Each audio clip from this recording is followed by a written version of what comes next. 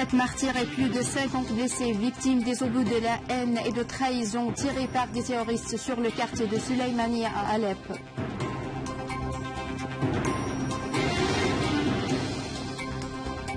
Les avions des Saouds intensifient les raids sur les civils et les équipes de secours avertissent d'une catastrophe humanitaire.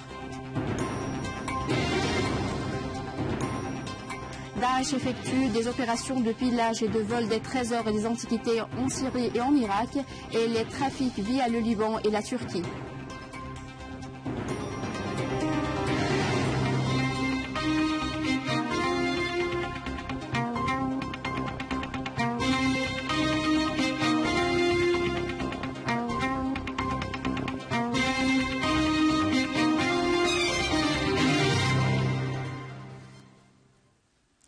Mesdames et messieurs, bonsoir et merci de nous rejoindre.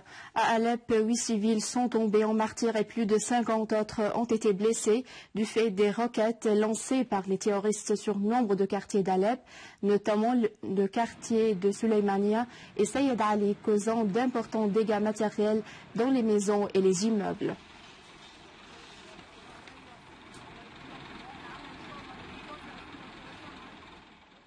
Le nombre des martyrs des agressions terroristes aux roquettes contre les quartiers résidentiels à Alep s'est élevé à 8 martyrs. Les organisations terroristes takfiristes à la solde du régime d'Erdogan ont tiré des roquettes contre les 2 quartiers d'Al-Slimaniye et Saïd à Alep, causant des dizaines de morts et de blessés. Une source au commandement de la police a indiqué que les terroristes qui se barricadent dans la vieille ville d'Alep ont lancé des roquettes qui sont tombées sur les rues Al-Khallas, Al-Usra Saïde et Al-Ram, dans le quartier Al-Slimaniye et Saïd Ali, dans la ville d'Alep, causant la tombée en martyrs de 5 citoyens et la blessure de 47 autres, dans un bilan encore provisoire.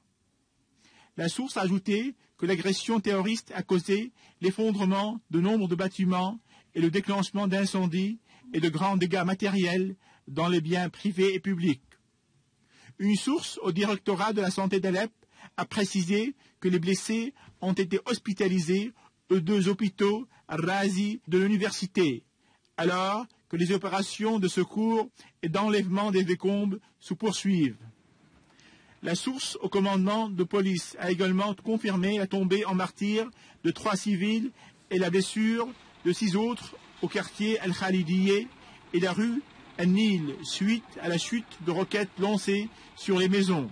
Dans la vieille ville d'Alep se propagent des organisations terroristes takfiristes, dont les brigades Al-Tawhid et Al-Fatah et le mouvement des Ahrar al-Sham et le front Al-Nusra, financé des féodalités du Golfe et appuyé du régime confrérique d'Erdogan dans l'objectif d'ébranler l'État syrien et ses institutions.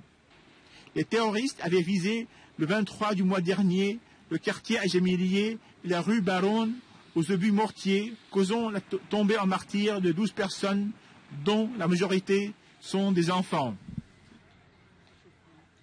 L'armée arabe syrienne a poursuivi ses opérations militaires contre les groupes terroristes dans la banlieue nord de Soueida et déjoué une tentative d'infiltration des terroristes de Daesh vers les villages de Zalfa et Abu Harat à l'est de Khalkhala, tuant et blessant de nombreux terroristes et détruisant leurs armes et leurs munitions.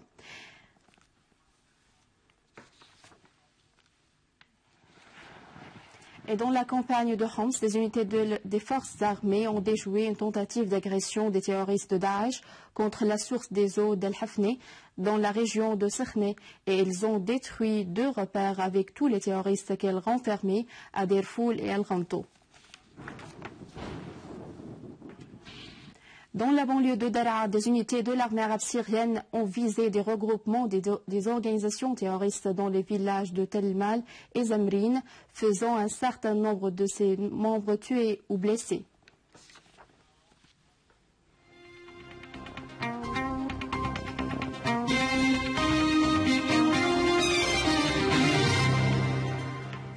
Les avions de combat de l'alliance du régime saoudien ont repris leur aide contre la capitale Sanaa, alors que la DCA de l'armée yéménite a intensivement répliqué.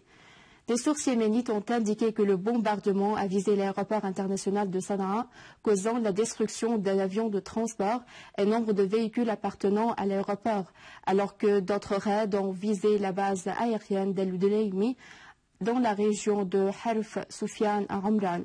Et en parallèle à l'agression saoudienne contre le Yémen, les agences d'aide humanitaire ont mis en garde contre une catastrophe humanitaire qui se profile à l'horizon du Yémen à l'ombre de la lutte des citoyens yéménites pour assurer les besoins essentiels de la vie, d'eau potable, de denrées alimentaires et de médicaments.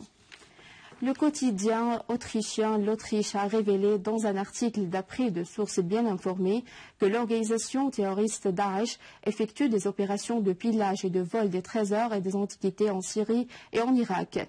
Et elle les trafique via le Liban et la Turquie, dont l'objectif de financer ces opérations terroristes dans la région.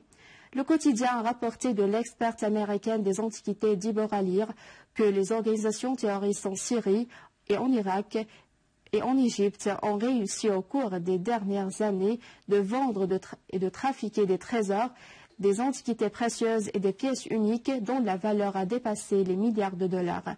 L'experte a affirmé avoir repéré avec la collaboration de l'Association de la protection des antiquités au monde la vente par Daesh et d'autres organisations terroristes de pièces antiques volées à travers le réseau Internet ou des intermédiaires en Europe et dans les pays du Golfe. Et à la fin de ce journal, je vous rappelle les principaux titres. 8 martyrs et plus de 50 blessés, victimes des obus de la haine et de trahison tirés par des terroristes sur le quartier de Suleymania à Alep.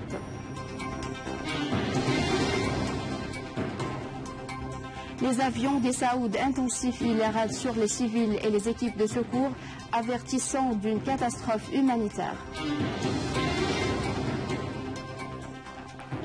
La justice turque inculpe 17 soldats qui appartenaient à une organisation terroriste qui travaillait pour un gouvernement parallèle d'entraver à l'ordre d'un procureur un convoi des services de renseignement turcs qui se dirigeait vers la Syrie. C'est la fin du journal. Je vous remercie de l'avoir suivi. Je vous rappelle que vous pouvez consulter notre site internet syriaonline.sy pour revoir ce journal et davantage d'informations. Au revoir.